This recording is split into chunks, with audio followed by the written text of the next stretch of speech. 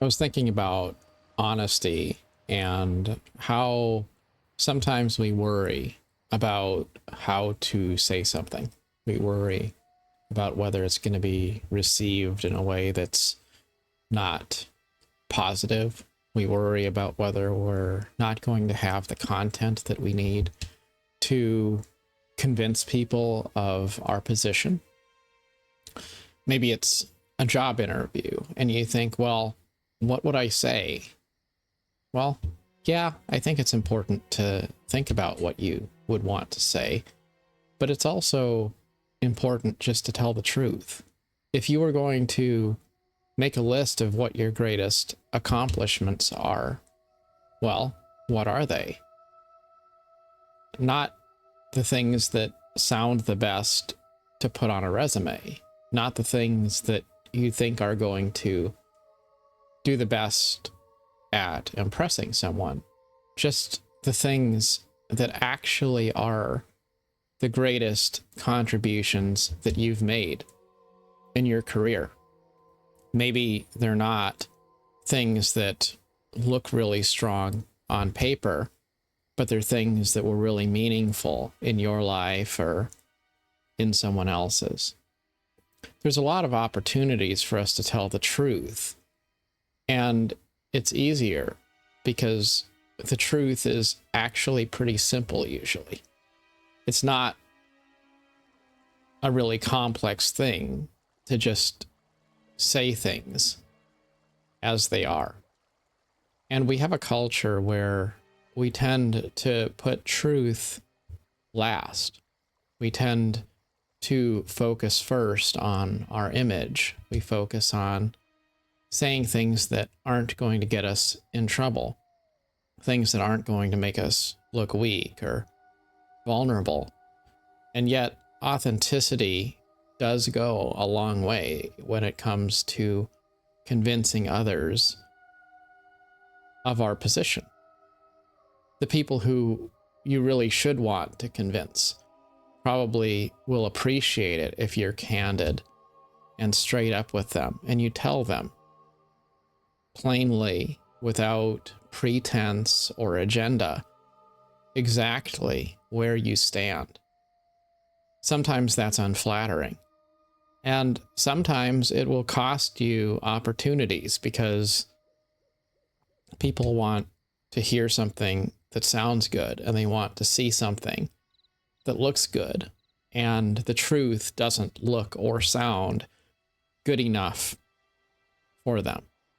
But if you lose those kinds of opportunities, if the truth somehow costs you an opportunity or costs you a job or costs you an opportunity to pursue a relationship, then that's just a filtering process, because it's better to be authentic and true and not have some opportunities that might be won through manipulation or posturing than it is to weasel your way into something and then have people find out that you were just putting on an air on the front side during an interview or an initial first meeting.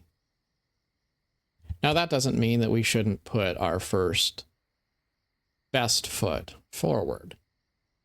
If I had a guest coming over, I would probably make a point to make sure that my home was tidy and clean and well presented. I'd make sure I don't have socks on the floor. But the truth is, that's not really to say that I don't keep a clean house, right? It's not to say that I would have a problem if someone came over and saw the way I live exactly as it is. When we feel like we need to conceal our authentic self because maybe it's not going to impress people, then we lose a big part of what makes us human. And if you don't value the human element, then it can be hard to make meaningful connections when you're working and serving real people. Because the truth is that everybody has things that they care about that aren't necessarily flattering or serious. Everyone has a unchoreographed, plain version of their self with all of its rough edges and eccentricities included. And sometimes when you show that you're a real person, it actually goes a long way. It's kind of like the difference between a chatbot response that is procedurally well written, but not really human, and something that you can tell a real person put thought and energy and effort into. It's like the difference between a procedurally generated world, which is filled with all sorts of endless opportunities to explore and discover, and a world that is lovingly created by people who have placed every tree, every stone, every texture with personal care and attention. Life is not necessarily better when it's perfect and sterile. It's often more useful when it's got imperfections too, when it's filled with the human element, when it's unfiltered. When we talk about addressing important things that need to be addressed, honesty is very important, because when you're lying about who you are, then you have to split energy between telling the truth about who you are and trying to create a specific outcome. Essentially, you have to invest energy into maintaining your pretense. You have to make sure that you're not giving yourself away as an imposter. And so instead of focusing on just doing what needs to be done, saying what needs to be done, speaking your mind immediately instead of later, first you have to go through that filtering process of asking whether what you're doing is right for your image. I think about all of the times in my life as a manager of people that I would see someone doing something that they probably shouldn't have done. It wasn't a really, really egregious infraction. It wasn't something that was dramatically unsafe or harming anyone, really. It was just the small things, like employees not supposed to be working with earbuds in, and as a manager I would see them doing it anyway, and maybe I would think to myself, well, I don't want to make an issue out of it because they're not going to like me and it's going to make me feel like I'm the bad guy. And maybe it's a dress code thing. Somebody is not wearing the appropriate name badge or not wearing the appropriate clothing. And I would look at it and think, well, I guess I won't make a big deal out of it because I don't want to create friction. But the problem is, eventually, the people who don't respect the spirit of the law will continue to push and violate more rules, and they will underperform in other ways. And then there comes a point when you kind of have to address it. You have to deal with the elephant in the room. But if you've been focused on saying things that make you popular instead of saying things that are candid and true, then you missed the opportunity when it was just little things that you could address consistently all the time, every day. It builds up, and then one day you have to address all of it. And that's even harder. It's easier if you just have a policy of, if you see something, say something. If something doesn't feel right, then right then and there, say, I don't believe this is right. If you don't know the answer to something, then say, I don't know the answer to this. And that doesn't mean that you can't also chase it with, I'm going to get the answer. I'm going to find out. I'm going to loop somebody in. There's a lot of things you can do. It doesn't mean that you just say, well, I don't know the answer and it's not my problem. I'm not saying that. I'm saying find a way to be completely truthful and then move from that foundation to do things that will be meaningful. But that doesn't mean that it always has to be you doing the things that make a difference. There was a guy, he was a store manager. Actually, this story comes from back when he was a co-manager at a Walmart store. So he was one level below the store manager. And he tells this story that he was the night shift manager, and the store manager came in at 7 o'clock in the morning. And at that particular time, there was a sort of a routine that was supposed to be followed, where the night shift manager would print a specific report that was a daily report that would have all of the critical information about the business to discuss in that day's meetings and look at and stuff. So he was supposed to print this report and give it to the guy, to the store manager, when the store manager walked in at 7 o'clock in the morning. This particular night, he's running behind, he's doing other things. He didn't print off the report. And the store manager comes walking in at 7 o'clock in the morning. And so he says to the store manager, hang on a second, let me go run to the back and print off that report for you. At that moment, the store manager kind of smiles at him and says, hey, watch this. He picks up the phone, dials to the back office, the lady who's back there in receiving, and says, hey, Bobby, can you print off that report and bring it up to me? And she, of course, says, yeah, absolutely. And he hangs up the phone. And he says, see how easy that was? And that was a lesson about how not everything is something you need to do yourself. It's okay to say, I need someone else to help me out with this. I need somebody else to leverage their skill because I don't have that skill right now.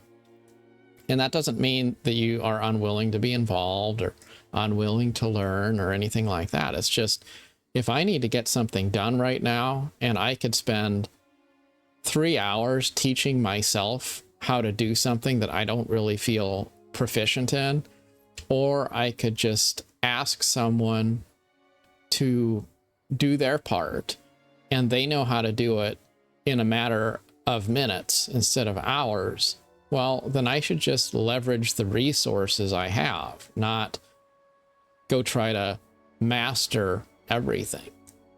When I was managing food service areas, I realized I didn't have time to spend back there learning how to